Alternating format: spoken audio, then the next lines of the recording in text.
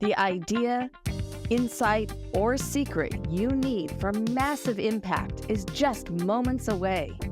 It's time to claim your career crown. The podcast where business owners and entrepreneurs share the keys to the kingdom to help you open the vault to your greater success.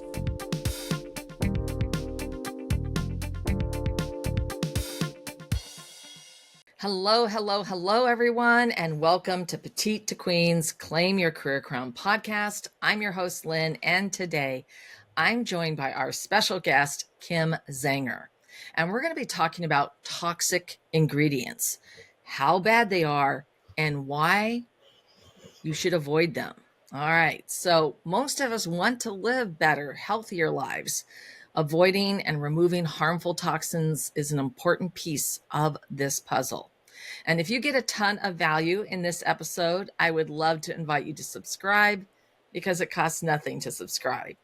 Now, Kim is known as Non-Tox Nana, and she's with Pure Haven. She's been working with toxin-free personal and home care products for the last 11 years. And she's also really an advocate, helping others, helping you find out why it's important to avoid toxic ingredients in your products. You know, Kim has had allergies most of her life, and she needs to be careful about what scents and chemicals she's around. And there are a lot of you just like her, and frankly, no one should be around toxic chemicals. She wants a safe environment for her family and everyone else by identifying and using safe products. Kim loves solving problems, whether you're dealing with itchy skin or having trouble sleeping. She wants to help you get the relief without the harmful toxins. So Kim, welcome to the show. I am so glad to have you here today. Just thrilled to be here.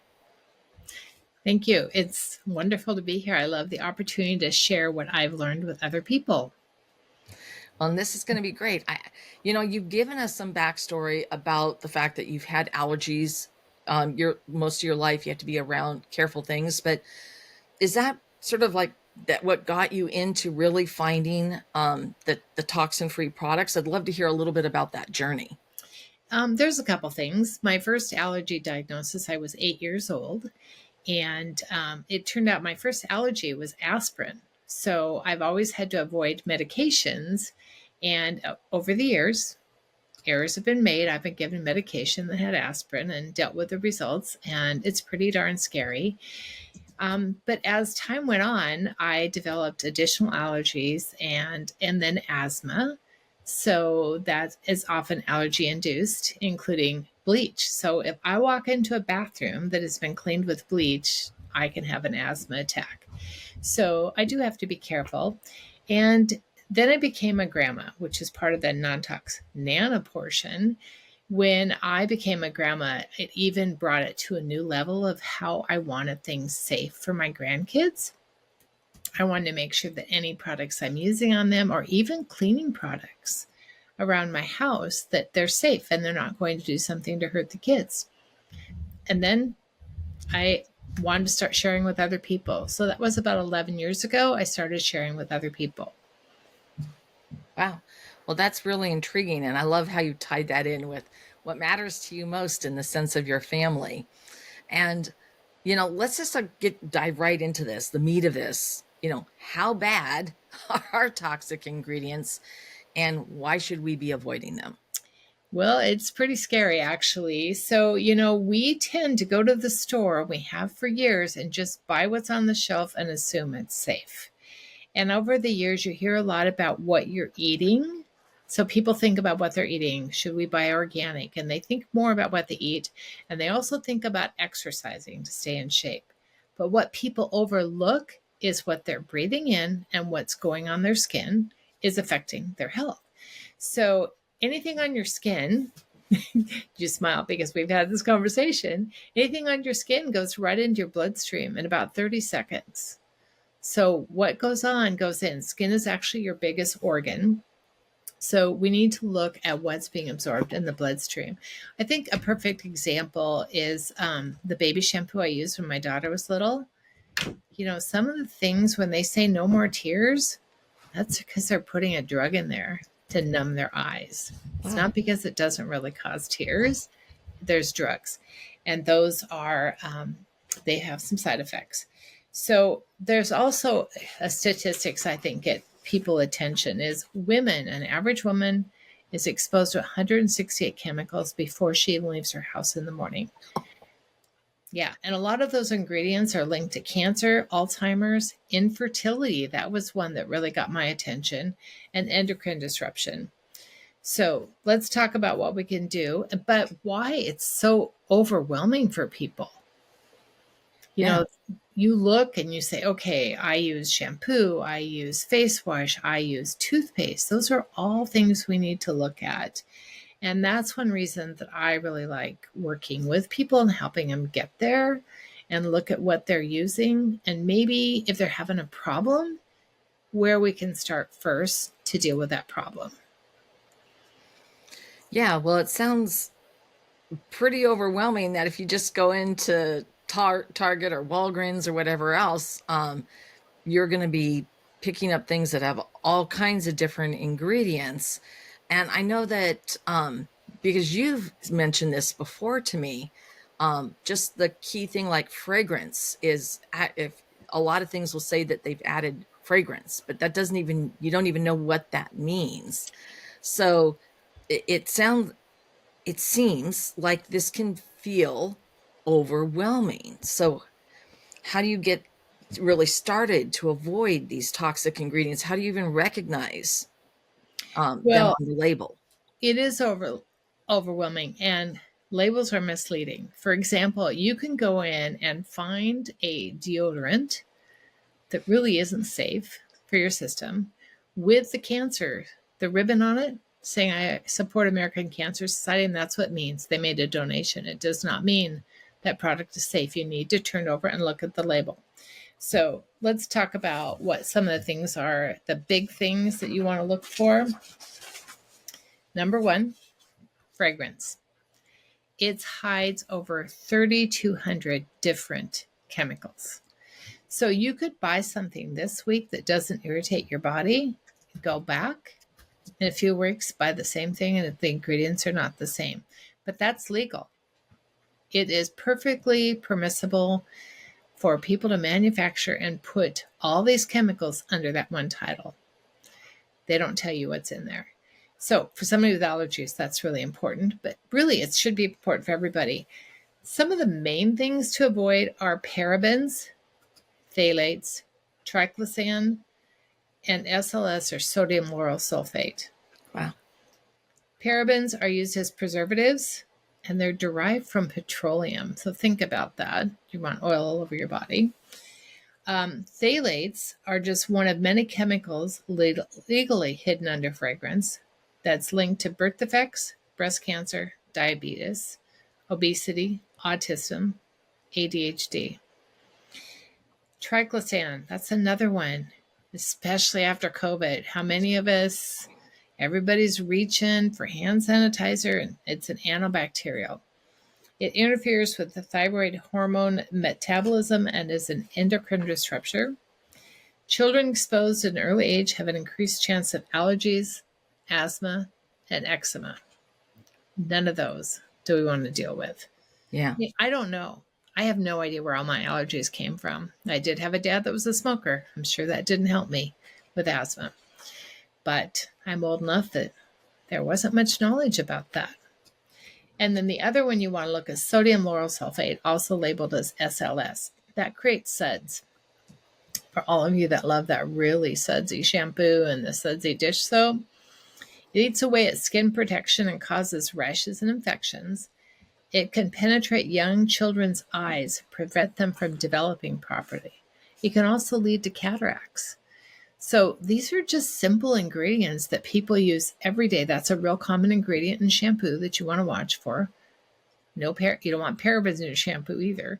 So that's what gets so overwhelming for people. So I try to help people. If you say to me, for example, I love this one lip balm, we're going to look at the ingredients and we can say, hey, that's not so good for you. So let's look at what the options are. There are safer options out there. It takes quite a bit of work if you really want to do it right. Or in my case, I work with Pure Haven because they do it for me. They've already made the products. They've taken that stuff out. The ingredients and the sub-ingredients are all double checked. They have to sign an affidavit. And I know when they make it, it's not bad. So that could take one stress out of my life. And people are so incredibly busy. They don't really want to I don't even walk down the aisle with the laundry detergent. They don't want to walk down there. One, I don't like to try to even breathe in that aisle. But who wants to stand there and read the packages? Or in my case, bring your glasses so you can read all the labels, because I really can't shop without them anymore. Not that anybody should. So that's why I want to help people. And the other thing I like to do, Lynn, is when somebody comes to me who talked about the toddler. I had a dad meet me for coffee and say, hey, I don't know what to do. She's just itching like crazy. Where do we start? I said, you're in your clothing or in your sheets 24 hours a day for the most part. Yeah. So what do you think about your laundry detergent stays in fabric? So let's look at what's in laundry detergent so that we can see if that works. But I always like to start with just one thing, not give him 6 different things to try at once, because, you can't, if you don't isolate what you're doing, you can't tell what works. Yeah. No, So- I am so in that with the laundry detergent. If I'm going to travel and I'm going to be somewhere where I'm going to need to do laundry I actually travel with my laundry detergent because it's that important.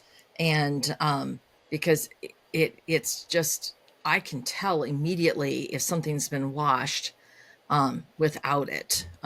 It's just, I don't know. Yeah. If it's bleached, I will actually break out. Oh, yeah. So It's just one of those things. And for everyone who's listening, I mean, there's different things for every person and what absolutely. you can do. So I think that sort of, and you really covered it. It can feel truly like a challenge to avoid toxic ingredients. And first of all, even recognizing the things that you went through, if they're toxic and what that means and what's the level of it. And I would think that with all the different products, you could actually be compounding it, because they're on top of one another. Oh, absolutely. So, but I'm sort of, projecting my thoughts onto this. So I'd love to hear from you, the expert, because you've touched on it, why avoiding these toxic ingredients is such a challenge for the people who are really looking to live that better, healthier life. Well, just start with your day. Okay, you're going to go take a shower. You have to think about your soap, think about your shampoo, think about your deodorant, think about any lotions or oils that you put on afterwards. The options are all there. It can be easy, but if you have to read every label, that can be hard. But now you're clean, you want to clean your house. One of the most toxic things out there is a well-known brand of window cleaner. It's horrible. So you're spraying it in the air. Everybody in there is breathing it. Or, maybe you have a dog that licks windows, or there are some kids that get pretty experimental. So let's keep that off the windows for the little ones that are trying new things. Let's just go clean in the first place. The laundry detergent cleansers, there's healthy options for that. Surface cleaner, that's going to be a big one, because whatever you put on that counter, that can come in contact with food and with people, because people always have their hands on the counter. We always do. We're visiting with somebody or we're eating, even though we keep our hands in our lap, right, for manners, but they're always on the counter. So think about what's going on the countertops and look at healthy household items. And it's just easier. It's, as I mentioned earlier, so much easier for me to just know what I order is safe. Yeah. So, I mean, it does sound like, all this work, it can really hold people back in the sense of really diving into finding products that where they can avoid the toxic ingredients.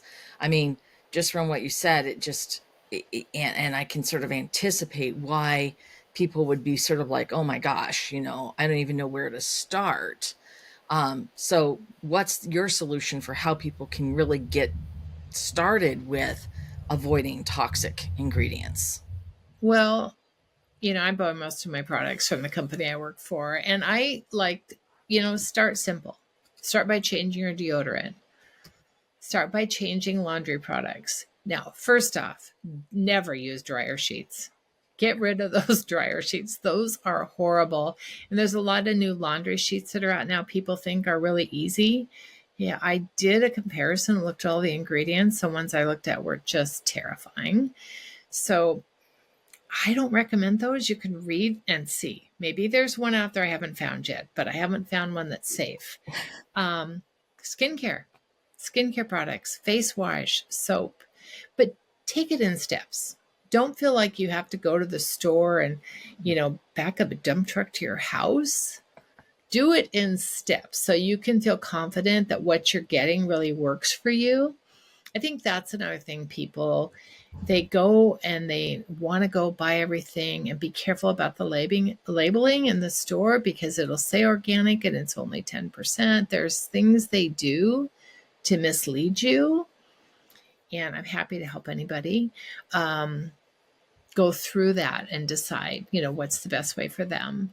And the other thing you can do shampoo and conditioner. And then another thing, also makeup.